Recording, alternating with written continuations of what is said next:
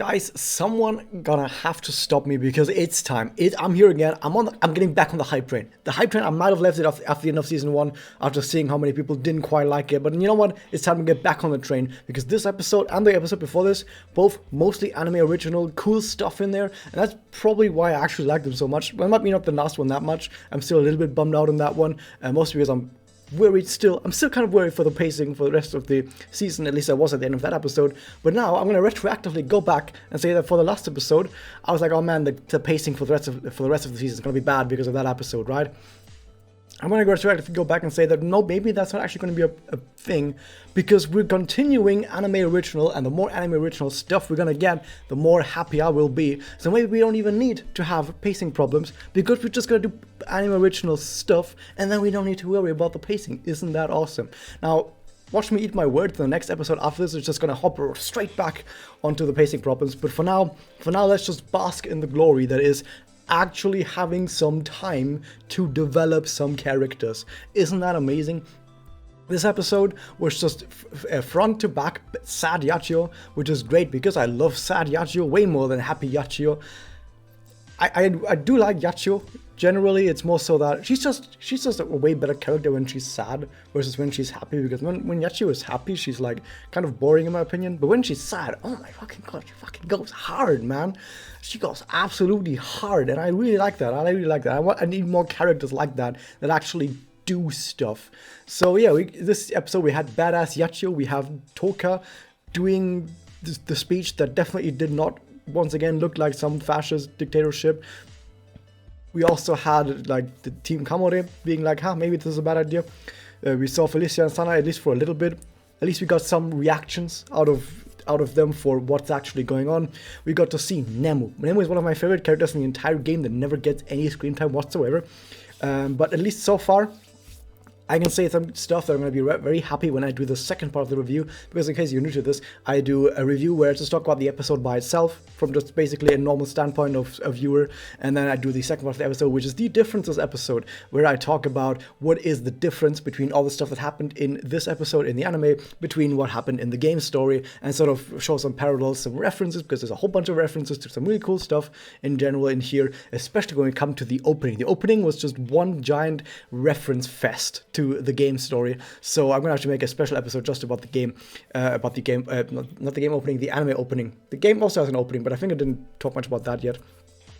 But yeah, continuing on with this episode, what we got some Kurue actually finally doing something in this anime, because she was basically like introduced, because she needed to be the like a friend of Iroha, right, from Takarasaki, from the other city. So they were like, well, how do we introduce this character who's supposed to be a friend of Iroha? We can't just have her show up in episode 15 and then be like, this character is actually the best friend of Iroha, right? Because that would have been like, oh, where did she come from? We have never seen this character before. So they probably just decided, let's just throw her into episode 1 so that everyone knows that she exists and everyone knows that she's supposed to be a friend of Iroha's. And then when we need her, we can open that cupboard that we stuffed her into and just pick her up and be like, it's your time to shine now. And that's basically what they did here. We also saw Mitama being once again one of my all-time favorite characters. Mitama easily has the best theming to a character, the best backstory of any character, in my opinion. Not the best of all, but one of the best out there. I did an entire video about her, like, game story-wise, but she's being absolutely fantastic in the anime as well. Oh my god, there's so much good stuff that happened in this episode. I'm gonna be really, really sad when everything goes downhill after this. Oh man. So after that, we got Kurue, we got Mifui, we got the actual confrontation between Yachiyo and Mifui. I'm gonna have to tell you this right now. There's not a spoiler for game story. This never happens in the game, like, at all. We never have this confrontation of here's pissed off as fuck Yachiyo about to smash Mifuyu in. That never happens in the game, and it was one of the largest missed opportunities in the entire game story, but we have it here. The writers behind the anime, they know what needs to happen, and they knew we never got that confrontation between these two, where they just go absolutely ham against each other, and we got it here on. Oh my god, it was so good. Now granted, there are some I will say some negative stuff because it did kind of annoy me a little bit. There are some transition between scenes where the line of action isn't quite being followed.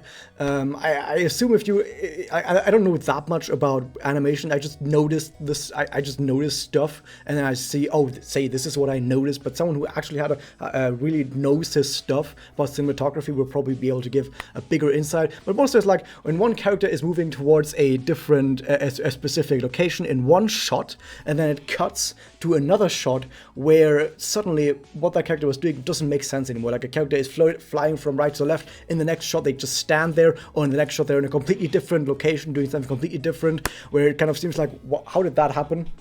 Did I miss something? And I feel like that happened quite a bit in here, not because stuff was just too fast, but because stuff was just being moved around between cuts. I feel like that was kind of, that happened quite a lot. That happened quite a lot in this episode, especially towards the later parts when we had the fights going on. But anyway, apart from that, it looked really good. I really like the fact that they're actually using doppels way better than they did in the game. But like I said, that's for the second part of the review. And yeah, just generally, I really love that we actually did get a confrontation. So good, so good. I really like stuff when you actually have characters, having character moments. Where was this shit? I'm not saying where was the shit in Season 1, because Season 1 didn't really have time for this, because they had to develop all these characters, like, or rather set up all these characters. Like, you have like this big domino feel that they had to set up first, and now that they've set it up, they could be like, let's knock one of the dominoes over and see what happens. So now we actually get to see the stuff happen. But more so, like, where was the stuff in the game? Like, where was the stuff in the game? It wasn't there. But now we actually get to see it. It's great. It's good. We get to the rumor of the eternal Sakura. We're probably going to see Sakurako or some other stuff happening, because Iroha is there and she's not looking good. So yeah, overall it's been great. So that was just my very quick fire review of this episode, but all the good meat, all the long stuff, all the references, all the stuff that we need to talk about, we're gonna see in the second part of the review that I'm gonna upload tomorrow or something. So yeah, that was that. I hope you guys enjoyed this. Hit that subscribe button, ring the bell, and I'll see you guys next time.